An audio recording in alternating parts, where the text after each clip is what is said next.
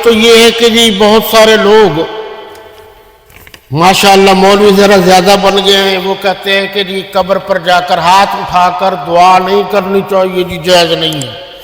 یہ دیکھو جی، یہ راہ سنت کتاب مولانا سرفراز خان صفدر صاحب کی ہے، جو استادوں کے بھی استاد ہیں، انہوں نے اپنی ایک کتاب میں لکھا ہے، غور سے سن لیجیے آپ، کہ قبر پر سورۃ البقرہ کا پہلا یعنی پہلا رکوع اور آخری رکوع بالکل پڑھنا جائز ہے، اور یہ حدیث سے ثابت ہے۔ اور اسی طرح سبحان اللہ، الحمدللہ یا کوئی اور دعائیں کرنا بھی وہاں جائز ہے۔